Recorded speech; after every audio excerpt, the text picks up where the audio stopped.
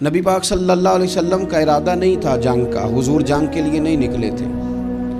قریش اس طرح کرتے تھے کہ مسلمانوں کے قافلے لوٹ لیتے تھے، لوٹ مار کرتے کرتے مدینے کی سرحد تک وہ آ جایا کرتے تھے۔ ایک قافلہ ابو سفیان لے کے جا رہے تھے تجارت کے لیے، تو اس میں سارے کافروں کا مال شامل تھا۔ ایک قافلہ جایا کرتا تھا، سارے اپنا اپنا مال شامل کر دیتے تھے۔ تو جو کہ یہ مسلمانوں کو ستاتے تھے، تو آج حضور علیہ السلام نے ارادہ کرم کیا کہ ان کے قافلے کو ہم نے بھی روکنا ہے، تاکہ ان کو اس بات کا احساس ہو کہ اس طرح نہیں کرنا چاہیے۔ اس قافلے کے لیے نبی پاک صلی اللہ تعالی علیہ وسلم نکلے، جنگ کا تو ارادہ نہیں تھا۔ 313 لوگ حضور کے ساتھ تھے، اور سواریوں کی تعداد اس طرح کی تھی کہ بعض اوقات ایک سواری پر 3 لوگ سوار تھے، تو 2 آدمی سوار ہوتے تھے، تیسرا پیدل چلتا تھا۔ اور قربان جائیں، حضور علیہ السلام کی مساوات کا یہ عالم تھا کہ نبی پاک تھے، حضرت مولا علی تھے اور جناب زید تھے۔ 2 سوار ہوتے تھے، ایک پیدل چلتا تھا۔ جب 2 غلاموں کے سوار ہونے کی باری تھی، آقا کے پیدل چلنے کی باری تھی، تو حضرت علی نے اور جناب زید نے عرض کی، حضور آپ بیٹھ جائیں، ہم پیدل چلتے ہیں۔ حضور فرمانے لگے، نہ تمہارے اندر طاقت زیادہ ہے اور نہ تمہیں ثواب کی ضرورت زیادہ ہے۔ مجھے اللہ نے طاقت بھی زیادہ دی ہے اور میں ثواب سے بھی مستغنی نہیں ہوں، لہذا تم اگر پیدل چل سکتے ہو تو میں بھی پیدل چلوں گا میں بھی پیدل۔ یہ چیز مساوات پیدا کرتی۔ حضور اس طرح جا رہے تھے۔ ابو سفیان بڑے تیز آدمی تھے۔ جب پتہ چلا نا کہ مسلمان حملے کے ارادے سے آ رہے ہیں، تو ایک بندہ جلدی سے دوڑایا، مکے جا کے بتاؤ تم سب کا مال میرے پاس ہے۔ تو مسلمانوں نے حملہ کر دیا۔ خود اس طرح کیا کہ جس رستے سے وہ جا رہے تھے، وہ رستہ بدل کے رستہ کوئی اور اختیار کر لیا۔ قافلہ بھی بچ کے نکل گیا۔ اہل عرب کا طریقہ تھا ایمرجنسی اعلان کرنے کا، ہمارے ہاں بھی طریقہ ہے، بریکنگ نیوز ہے نا جی، چور آ گیا۔ پھر وہ کئی دفعہ صحیح بھی آتا ہے تو لوگ یقین نہیں کرتے۔ ہر شے کی تو بریکنگ نیوز ہے، اور کھولیں تو بیچ میں سے کچھ بھی نہیں نکلتا، نیری نیوز بھی نہیں نکلتی، بریکنگ کیا نکلنی ہوتی ہے۔ اس لیے میں کہتا ہوں کہ میڈیا کی ہر بات کو تسلیم نہ کر لیا کریں، سوشل میڈیا پہ چلنے والی ہر خبر کو نہ مان لیا کریں۔ یہاں تو اتنا عجیب حال ہے، ہمارے ایک بزرگ عالم دین ہے، بیچارے پچھلے دنوں وضاحت دے رہے تھے، خود بیٹھ کے کہہ رہے تھے وہ میں زندہ ہوں بھائی، کسی نے میڈیا پہ خبر دے دی کہ میں فوت ہو گیا ہوں۔ وہ کہہ رہے تھے مہربانی کرو مجھے سونے دو، سارا دن ٹیلی فون آتے ہیں اور لوگ مجھے ہی فون کر کے میری ہی تعزیت کا پوچھنے لگ جاتے ہیں۔ تو اس طرح نہ کریں، کیا صرف تھوڑا سا میڈیا چلانے کے لیے جھوٹ بولا جائے گا؟ بہرحال انہوں نے جو بندہ بھیجا، تو بریکنگ نیوز کا وہاں بھی ایک طریقہ تھا۔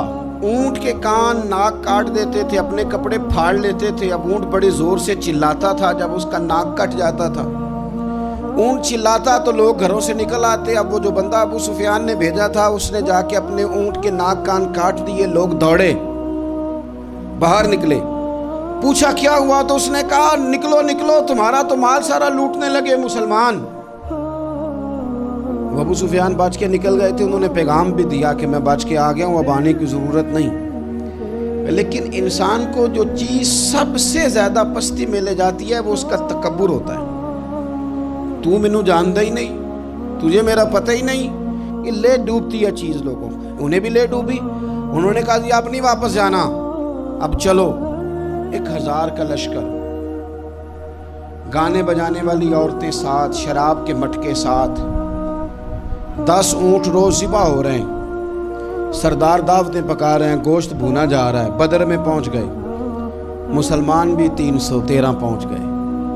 یہ ساری رات شرابیں پیتے، وہ ساری رات سجدے کرتے۔ یہ ناچ گانے سرور کی محفلیں سجتی، اور وہ رسول پاک کی تقریر سنتے، حضور کے خطبات سے فیض یاب ہوتے۔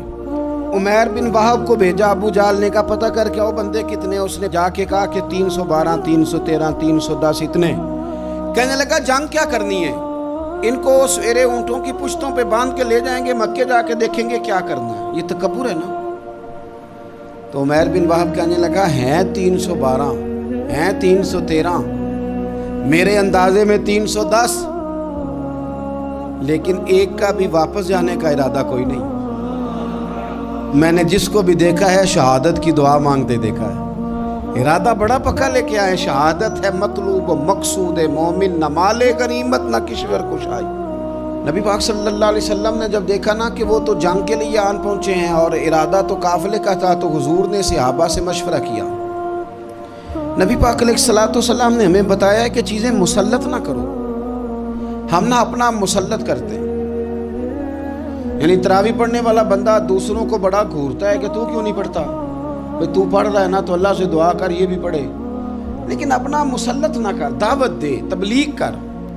نفل پڑھنے والا سب کو گناہگار ہی سمجھنے لگ جاتا ہے. عصر کی پہلی 4 سنتے تو کیوں نہیں پڑھتا، تو کیوں. بھئی آپ مسلط کریں گے، آپ رائے دیں اور رائے دے کے سائڈ پہ ہو جائیں. مسلط کرنے کی تو اجازت نہیں. حضور کا تو حکم چل سکتا ہے نا، چلتا ہے نا. لیکن حضور نے بھی صحابہ سے پوچھا، بھئی وہ تو لڑنے آ گئے ہیں، اب کیا کرنا ہے؟ تو حضرت صدیق اکبر کہنے لگے، حضور کرنا وہ ہے جو آپ نے فرمانا ہے. حضرت عمر کہنے لگے، حضور تلواروں کو تو زنگ لگ گیا ہے. اور جناب علی شیر خدا مرتضیٰ مشکل کشا غل عطا، مولا کائنات فرمانے لگے، حضور علی اور تلوار یہ تو رشتہ ہی بڑا پرانا ہے، تیاری کریں. حضور کا خیال تھا کہ انصار بھی تو بولے نا، یہ تو سب مہاجرین بول رہے ہیں. انصار کو جب سمجھ آئی نا کہ اشارہ ہماری طرف ہے، تو حضرت سعد بن عبادہ اٹھے، کہنے لگے، حضور آپ کا اشارہ ہماری جانب ہے؟ فرمایا ہاں. کہا یا رسول اللہ صلی اللہ علیہ وسلم، خشکی پہ بھی لڑیں گے اور دریا میں بھی لڑیں گے. حضور انسانوں سے بھی لڑیں گے اور آپ حکم دیں گے تو جنوں سے بھی لڑیں گے. وہ بیٹھے تو حضرت مقداد اٹھے اور کمال کر دی، کہنے لگے یا رسول اللہ آپ ہم سے ارادہ پوچھ رہے ہیں؟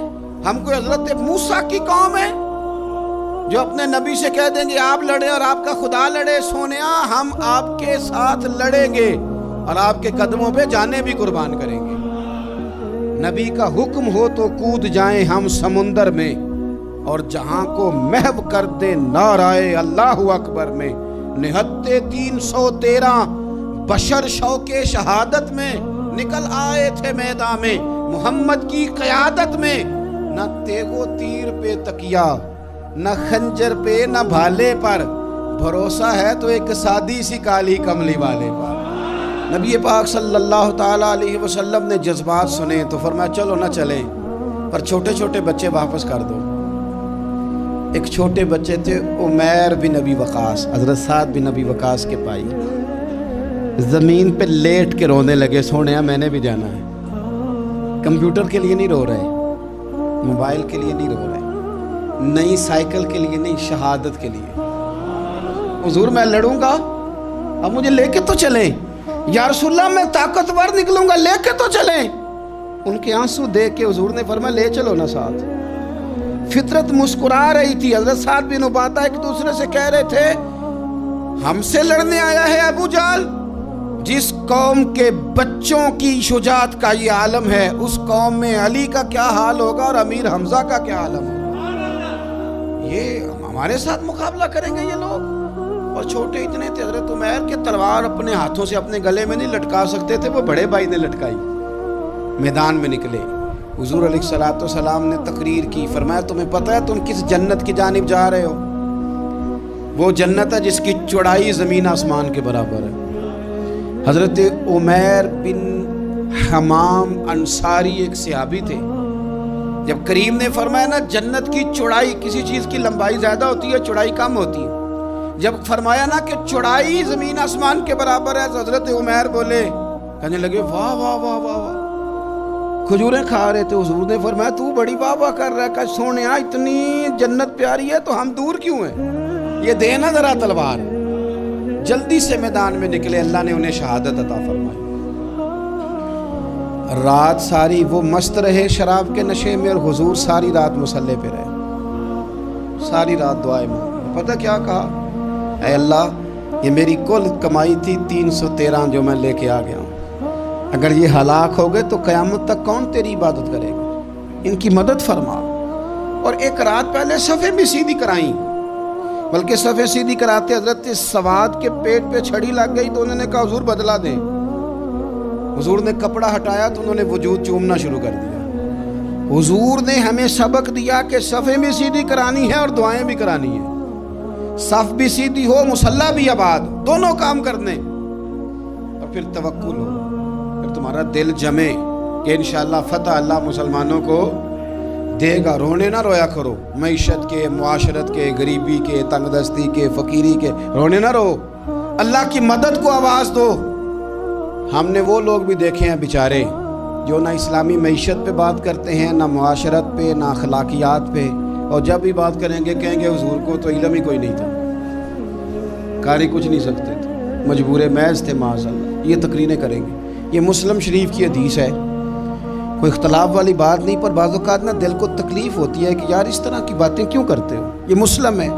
हज़रत अनस बिन मालिक फरमाते हैं एक रात पहले हुजूर ने छड़ी पकड़ी और मैदान बदर में जाके फरमाया, लकीर खींच के फरमाया यहाँ अबू जाल मरेगा, यहाँ उतबा मरेगा, यहाँ शैबा, यहाँ वलीद मरेगा। हुजूर ने लकीरें खींची। फरमाते हैं बाकी लोग जंग लड़ रहे थे और मैं चुपके लकीरें भी देख रहा था कि हुजूर ने लगाई थी। फरमाते हैं अल्लाह की इज्जत की कसम, कोई काफिर 1 इंच भी इधर उधर नहीं हुआ, जहां नबी पाक ने लकीर लगा दी थी वहीं मरा है। ये शान अल्लाह ने हुजूर को दी है, हुजूर के इल्म मुबारक का ये कमाल है। ना इस तरह की बातें करें जिससे उम्मत तकसीम हो। सवेरे जंग शुरू हुई, सुबह 3 काफिर मैदान में निकले, उतबा, शैबा और वलीद। 3 अंसारी मुसलमानों की जानिब से मुकाबले में निकले, लेकिन वो तकब्बुर जो होता है ना वो जान छोड़ता नहीं। तो वलीद कहने लगा, उतबा शैबा कहने लगे हमने नहीं इनसे लड़ना, ये तो हमारे पाए के ही नहीं, कोई कुरैश में से भेजो, कुरैश में से। आपने कौन सा नाराज़ होना है, वैसे चौधरियों के बच्चे, सेठों के बच्चे कुछ भी नहीं कर पाते, क्योंकि सारी ज़िंदगी लोग चौधरी साहब कह के दिमाग ही नहीं ठीक होने देते, वो रह जाता है काम से ही। मेरे हज़रत साहब फरमाया करते थे, मेरे उस्ताद जी, किसी घर में इल्म चला जाए तो कई दफ़ा निकल आता है, लेकिन किसी घर में पीरी मुरीदी चली जाए वो नहीं निकलती, क्योंकि पीर का बेटा जिस तरह का भी हो लोग पीर मान ही लेते हैं। और इसी तरह किसी घर में चुदराहट चली जाए तो वो भी बाहर नहीं आती। बच्चों को लोग चौधरी कह देते हैं, वो उस बेचारे का भी दिमाग ख़राब होता है, कुछ कर ही नहीं पाता। ये चुदराहट हर जगह मुसीबत खड़ी करती है, इल्ला माशाअल्लाह। वलीद कहने लगा हमने नहीं लड़ना, ये हमारे पाए के बंदे पे जो अंसारियों से लड़े। तो फितरत मुस्कुरा के कह रही थी, लगता है तुम्हारा जल्दी मरने का इरादा है। ठीक है, फिर नबी करीम ने फरमाया ठीक हो गया, चलो। अबू उबादा बिन जर्राह उठे, हज़रत उबैदा उठे। हुजूर ने फरमाया अब अल्लाह का शेर अमीर हमजा उठे, हज़रत अमीर हमजा उठे। तीसरे नंबर पे हुजूर ने फरमाया या अली युकुम, अली उठ ना जार, जरा निकलना मैदान में। दीवारें हिलती रहती हैं और दर कांप जाता है, अली का नाम सुन के अब भी खैबर कांप जाता है। हज़रत अली शेर खुदा रज़ी अल्लाह ताला अन्हु, मौला कायनात उठे, हज़रत अमीर हमजा उठे, हज़रत उबैदा उठे। उतबा के मुकाबले में गए, हज़रत अमीर हमजा कत्ल किया अपने दुश्मन को। शैबा के मुकाबले में गए हज़रत उबैदा, लेकिन हज़रत उबैदा बूढ़े थे, उसने उन पे हमला किया, उनका पैर काट दिया। हज़रत अली निकले वलीद के मुकाबले में, 2 ही ज़रबे लगाई, वलीद का सर काट के हज़रत उबैदा की मदद को भी पहुंच गए हज़रत अली, उसको भी कत्ल किया। फिर हज़रत उबैदा को अपने कंधों पे उठाया, नबी पाक की बारगाह में लाए। उन्होंने हुजूर के कदमों को चूम के कहा, हुजूर मुझे शहादत मिली कि नहीं मिली? तो नबी पाक ने फरमाया रब ने तुम्हें शहादत का दर्जा दे दिया। अब मैदान में जिहाद शुरू हुआ, लड़ाई शुरू हुई, लोग निकले। हज़रत ज़ुबैर बिन अवाम भी बर्छी लेके। एक काफिर निकला, आस उसका नाम था, वो सारा लोहे का लिबास पहन के आ गया, सिर्फ आंखें नजर आ रही, बड़े मुसलमानों को जख्मी कर रहा था, कैसे लड़े उसके खिलाफ। तो हज़रत ज़ुबैर बिन अवाम के हाथ में बर्छी थी, बस आंखें नजर, इतनी जोर से अल्लाह अकबर कह के बर्छी मारी ना कि उसका आपने गला ही काट के रख दिया, हर चीज उसके दिमाग से बाहर निकल आई, जमीन पे तड़पा। वो बर्छी इतनी पसंद आई नबी पाक को। हुजूर को सिर्फ तस्बीह पसंद नहीं आती, बर्छी भी पसंद आती है। हुजूर को सिर्फ तिलावत वाला मोमिन नहीं, जिहाद वाला भी पसंद आता है। असल पता मसला क्या है कि मुसलमान ना एक चीज़ देते हैं फिर उसी का शिकार और दूसरी को छोड़ देते हैं। दीन हमा पहलू है, आप सजदे की बात भी करें, जिहाद की भी करें, दोनों दीन है। और ये याद रखें कि इसी से मुसलमान मजबूत होता है।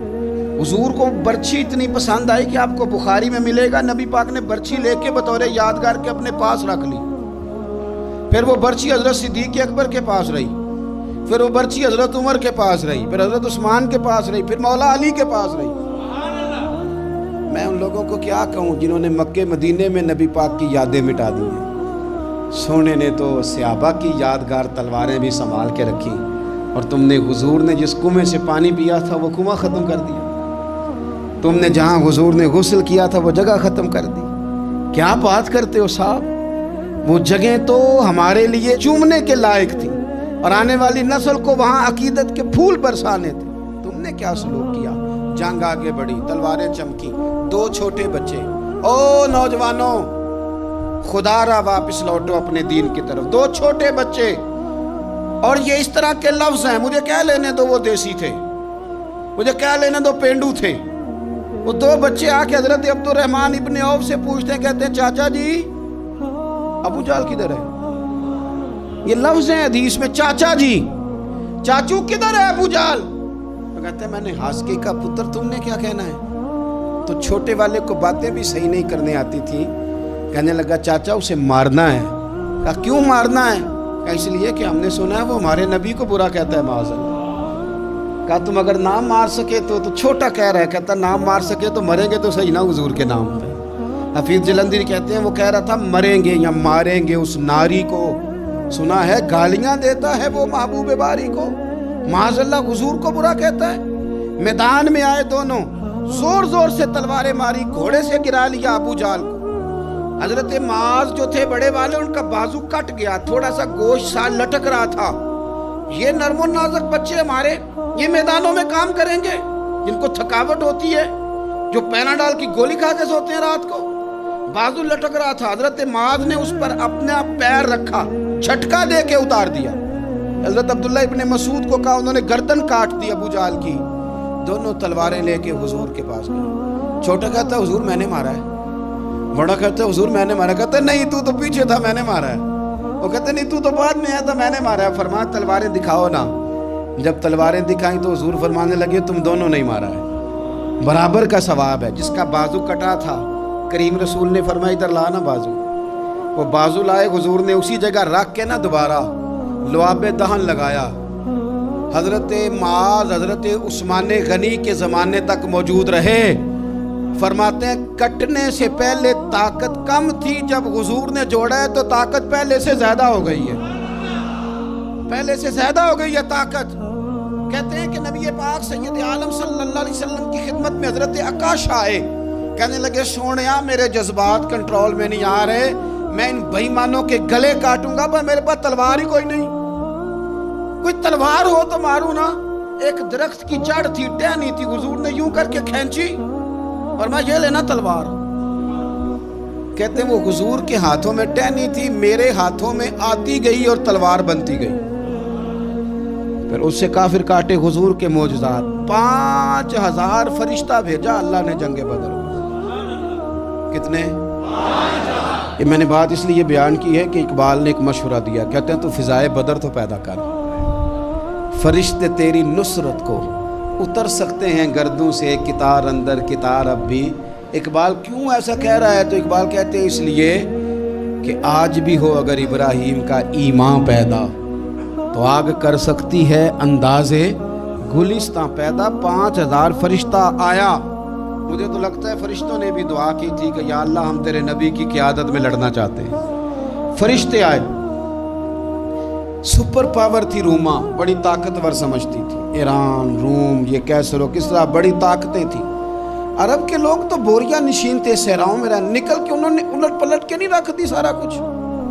علامہ اقبال سے کسی نے پوچھا تھا کہ مسلمان دوبارہ سے کبھی میدانوں میں آئیں گے؟ تو اقبال کہنے لگے ہاں ہاں ضرور آئیں گے، آئیں گے، یہ نکلیں گے۔ کیا کس طرح؟ کہنے لگے میں نے فرشتوں سے سنا ہے، نکل کے صحرا سے جس نے روما کی سلطنت کو الٹ دیا تھا، نکل کے صحرا سے۔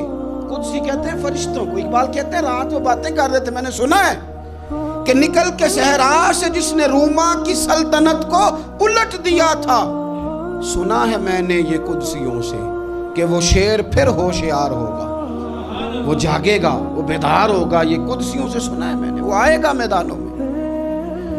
घुमसान का रन पड़ा, अबू जाल कत्ल हुआ, उमैया कत्ल हुआ, कुछ देर के बाद मारा गया। अबुल बुख्तरी और उतबा और शैबा और वलीद बड़े बड़े सरदार कत्ल हुए।